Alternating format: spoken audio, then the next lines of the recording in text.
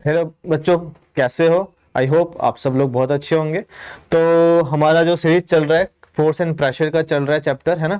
इसमें हमने फोर्स के बारे में पढ़ लिया, उसके इफेक्ट्स के बारे में पढ़ लिया। फोर्स में हमने टाइप्स पढ़े, बैलेंस अनबैलेंस फोर्सेस। अभी हम पढ़ रहे हैं कांटेक्ट और नॉन कांटेक्ट फोर्सेस, और कांटेक्ट फोर्सेस हम पढ़ चुके हैं। कांटेक्ट फोर्सेस में हमने डिफरेंट टाइप ऑफ फोर्सेस आपके पढ़े, है ना। हमने उसमें क्या पढ़ा? आपका फ्रिक्शनल फोर्स पढ़ा, मस्कुलर फोर्स पढ़ा, मैकेनिकल फोर्स पढ़ा। अब हम जा रहे हैं किस पे?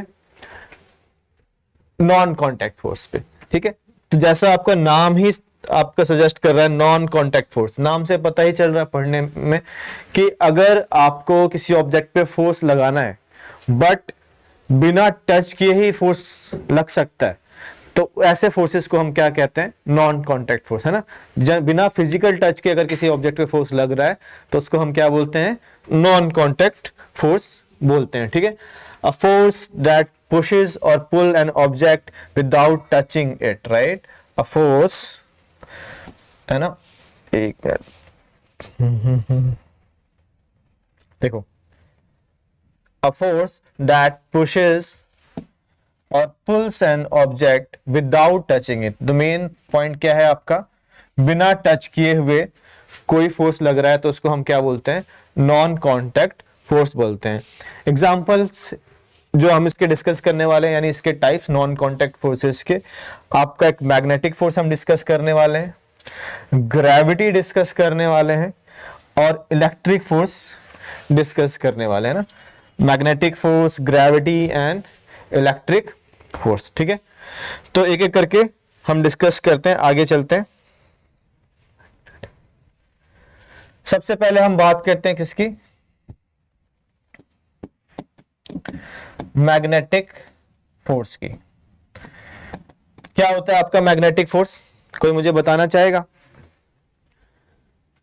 मैग्नेटिक फोर्स क्या होता है आपका? सबने मैग्नेट कभी ना कभी अपनी लाइफ में यूज किया होगा। हम अलग अलग चीजों में मैग्नेट देखते हैं, स्पीकर्स में देखते हैं, मोबाइल फोन में देखते हैं, है ना। अलग अलग अप्लायंसेस में मैग्नेट का यूज होता है। तो मैग्नेट की एक प्रॉपर्टी होती है, क्या? वो आयरन, कोबाल्ट जैसे एलिमेंट जो होते हैं उनको अपनी तरफ क्या करता है? अट्रैक्ट करता है। ठीक है, और मैग्नेट जिस फोर्स से अपनी तरफ अट्रैक्ट करता है उस फोर्स को हम क्या बोलते हैं? मैग्नेटिक फोर्स बोलते हैं। ठीक है, यानी मैग्नेट जो फोर्स एक्सर्ट करता है उसको हम क्या बोलते हैं? मैग्नेटिक फोर्स बोलते हैं। ठीक है, तो फोर्स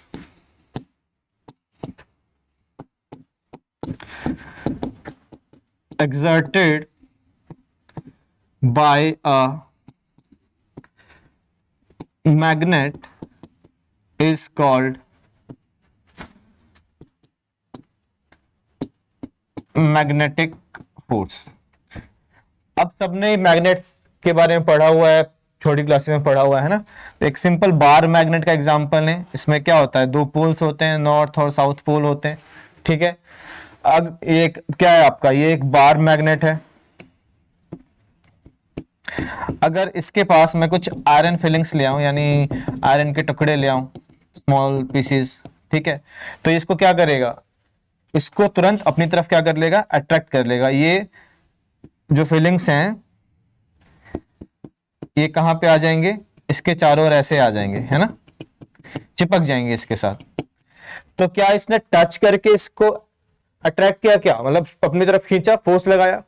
क्या इसके लिए इसने इसको टच किया? नहीं, बिना टच किए ही क्या किया? फोर्स लगा दिया। ठीक है, बिना टच किए ही क्या किया? फोर्स लगा दिया। तो हुआ ना नॉन कांटेक्ट फोर्स, टच ही नहीं कर रहा। अच्छा, अगर हमें पता है, मैग्नेट के बारे में पढ़ा होगा कि अपोजिट पोल्स क्या करते हैं? अट्रैक्ट करते हैं, और सेम पोल क्या करते हैं? रिपेल करते हैं। रिपेल मतलब पुश करते हैं।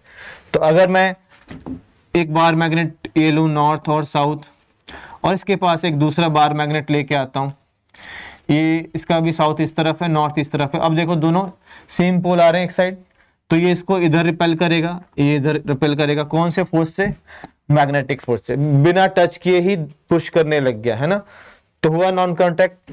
इसी तरह अगर ये आपका एक बार मैग्नेट है, नॉर्थ साउथ, और इसमें मैं दूसरे मैग्नेट का नॉर्थ इधर ले आऊं, साउथ, अब देखो अपोजिट पोल्स हैं, तो ये इसको इस तरफ अट्रैक्ट करेगा, ये इसको इस तरफ अट्रैक्ट करेगा, है ना।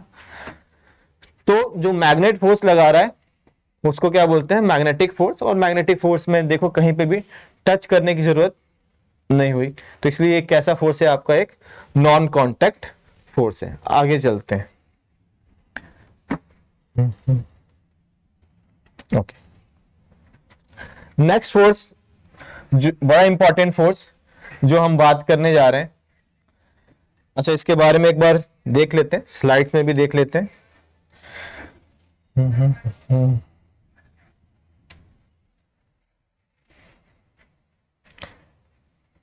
मैग्नेटिक फोर्स कहाँ गया, या ओके, यहां पे देखो। अब magnetic force is a non contact force, जो बता चुका हूं, is exist between certain materials, जो मैंने बताया आपका आयरन हो गया, कोबाल्ट हो गया, ठीक है, सच एज आयरन। फोर्स में बी अट्रैक्टिव और रिपल्सिव, ठीक है। और मैग्नेट के थ्रू जो लगता है, देख यहाँ पे इन्होंने एक शू मैग्नेट का एग्जांपल लिया, शेप इसका आयरन की नील इसने अट्रैक्ट किया है यहाँ पे, ठीक है। यहाँ पे भी देखिए ये, तो ये सारे एग्जांपल किसके हैं, मैग्नेटिक फोर्स के, ठीक है। आगे चलते हैं, बड़ा ही इंपॉर्टेंट फोर्स है आपका, और वो फोर्स क्या है आपका, इलेक्ट्रोस्टैटिक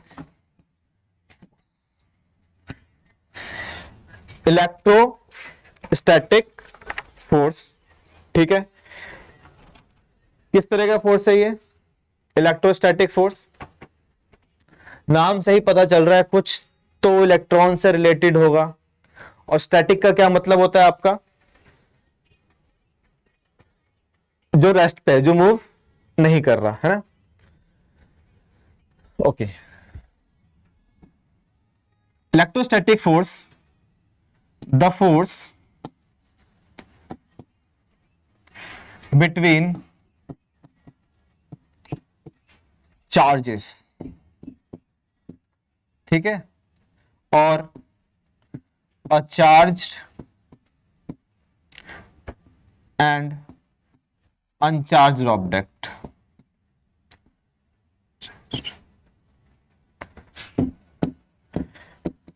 अब इसका क्या मतलब हुआ, हम सब ने बहुत बार ये किया होगा। आप क्या करो, एक कॉम लो, एक प्लास्टिक स्केल लो, अपने क्या करो सर पे उसको रब करो और उसको छोटे छोटे कागज के पीसेस के पास ले जाओ, वो उसको क्या कर लेगा, अट्रैक्ट कर लेगा, है ना।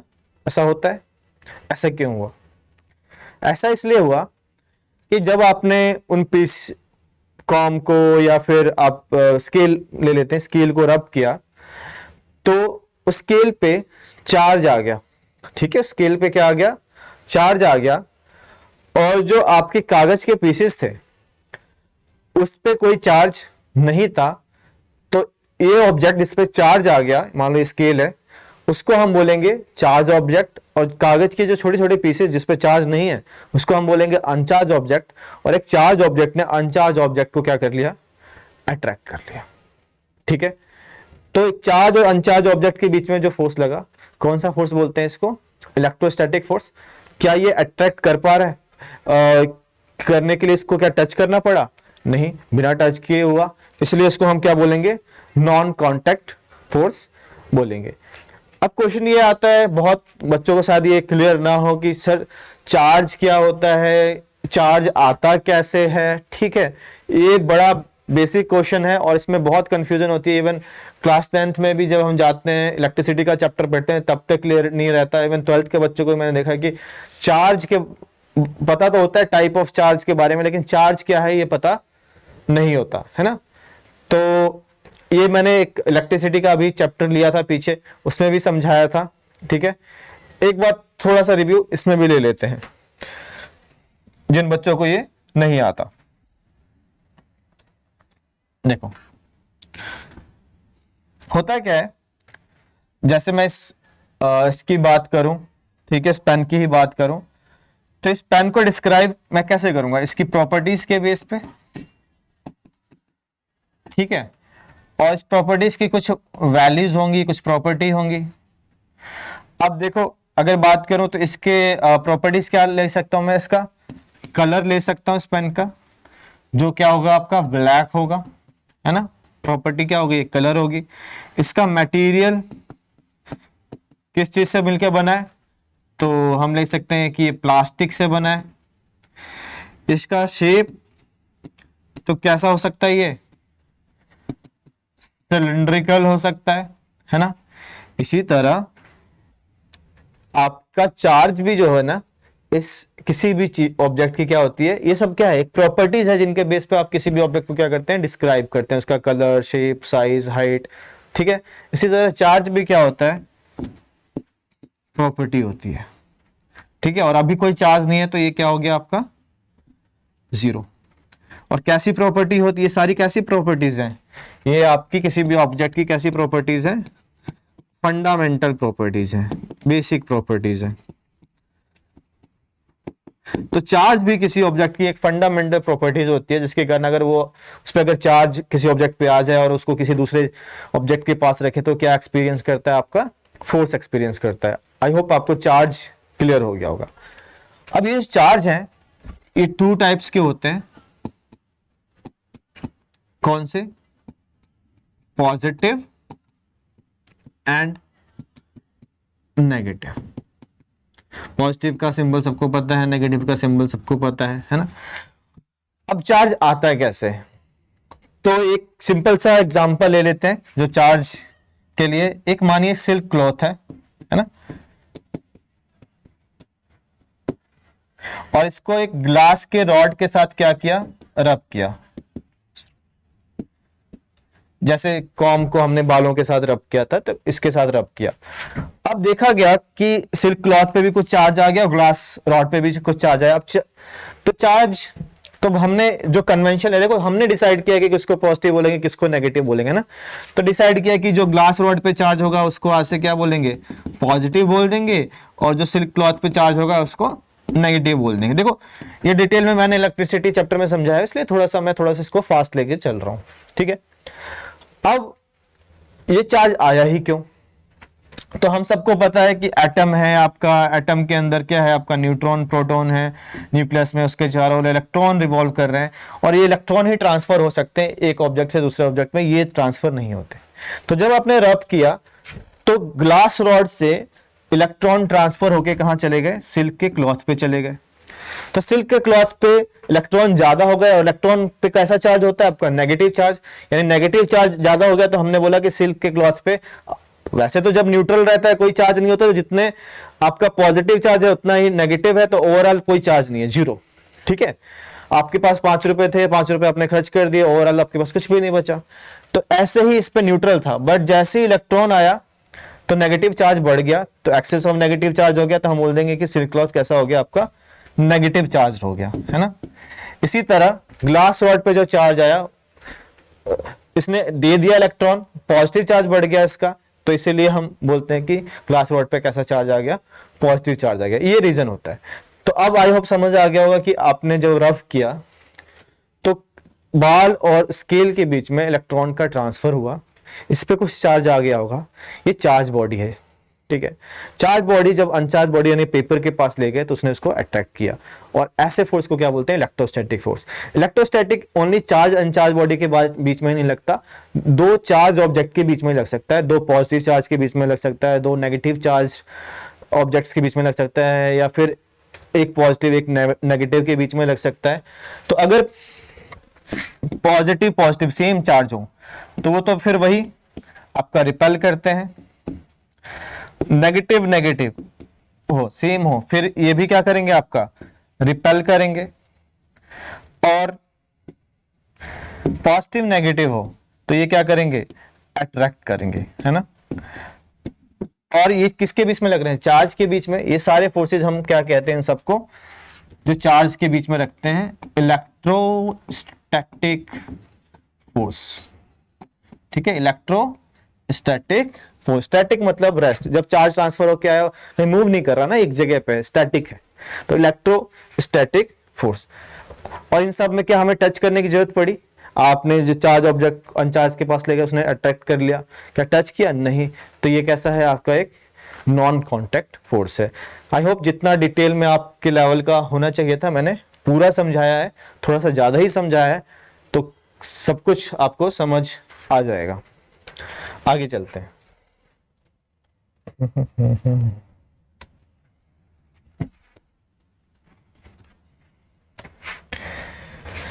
नेक्स्ट नॉन कॉन्टैक्ट फोर्स, और बड़ा इंपॉर्टेंट फोर्स कौन सा है आपका,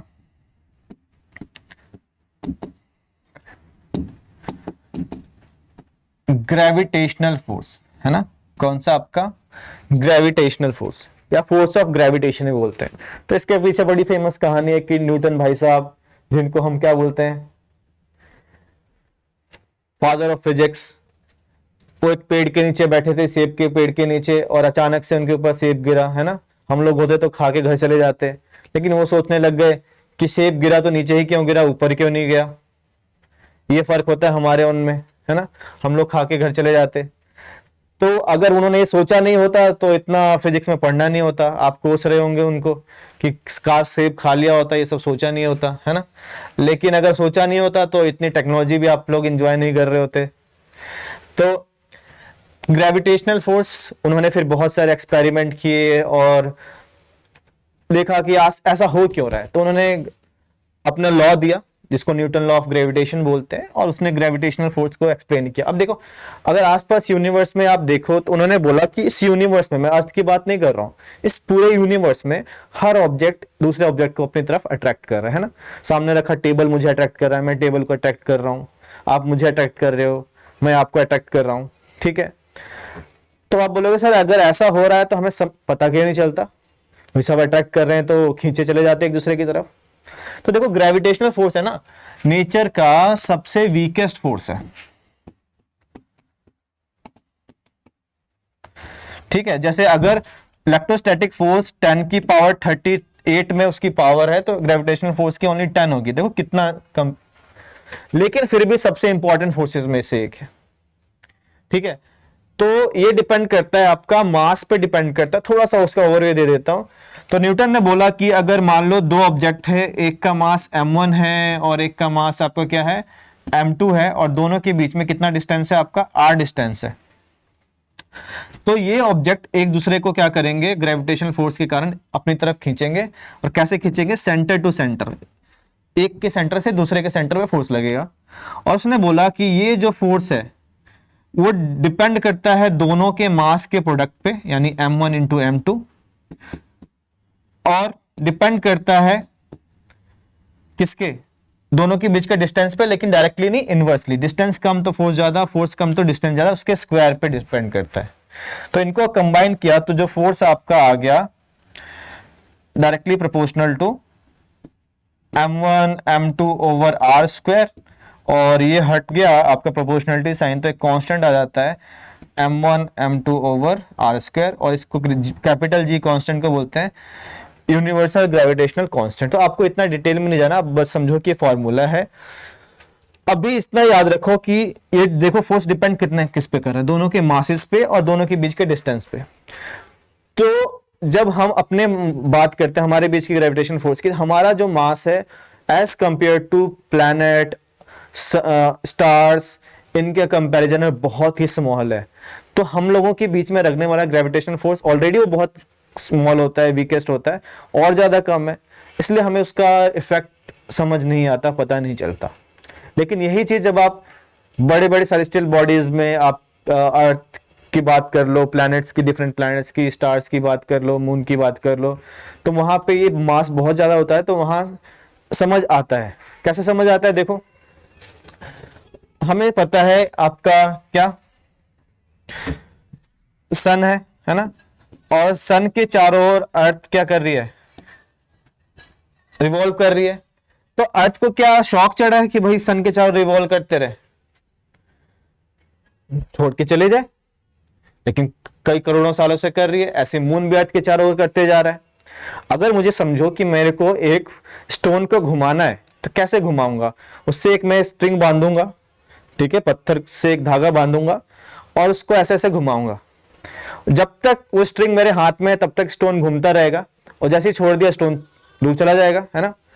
तो स्टोन को मैं कंट्रोल क्यों कर पा रहा हूं, वो मेरे इर्द गिर्द क्यों घूम पा रहा है, क्योंकि मैंने उसको एक धागे से बांधा हुआ है और धागे का कंट्रोल मेरे हाथ में है।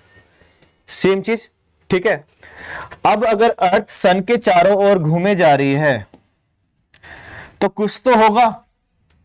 तो आज सन ने क्या अर्थ को किसी रस्सी से बांधा हुआ, तुम देख रहे हो आसपास, देखा है कभी कि सन से कोई रस्सी आ रही है जो अर्थ को बांध रखा है?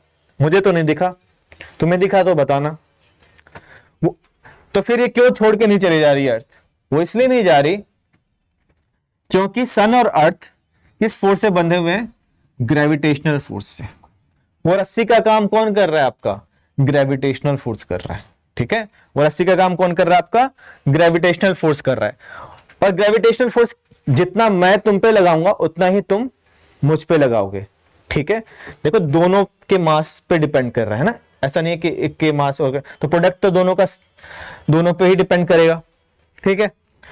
लेकिन मास जितना ज्यादा होगा उतना ही फोर्स ज्यादा होगा, और डिस्टेंस भी जितना कम होगा उतना फोर्स ज्यादा होगा, ठीक है। हमारे केस में मास बहुत ही नेग्लिजिबल हो जाता है। अगर हम सन और अर्थ के कंपैरिजन में बात करें तो फिर तो हम कुछ है ही नहीं, हाथी और चींटी वाली बात होगी। तो हमारे केस में उतना समझ नहीं आता है ग्रेविटेशन फोर्स, बट पूरे यूनिवर्स में ये काम करता है। और ये मैंने एक एग्जांपल दे दिया। तो अर्थ सन के चारों क्यों चक्कर लगा रही है? Due to gravitational force. तो उसने ग्रेविटेशनल फोर्स के कारण उसको बांध रखा है। और अर्थ के केस में ग्रेविटेशनल फोर्स पूरे यूनिवर्स में काम कर रहा है, बट अर्थ के केस में इस ग्रेविटेशनल फोर्स को हमने एक स्पेशल नाम दे दिया है, ग्रेविटी। तो ग्रेविटी क्या है? ग्रेविटी भी ग्रेविटेशनल फोर्स है, बट वो ग्रेविटेशनल फोर्स जो अर्थ किसी बॉडी पे लगा रही है। तो अर्थ के लिए हमने एक स्पेशल नाम दे दिया उस फोर्स को, ग्रेविटी। तो gravity is nothing, it's a gravitational force exerted by the earth on any body, right. इसलिए वो सेम नीचे आ गया क्योंकि अर्थ ने उस पर ग्रेविटेशनल फोर्स लगाया था। अब सबको पता ही है, बहुत पहले से पता है ये सब चीजें, ठीक है। तो देखो आगे अगर हम चले,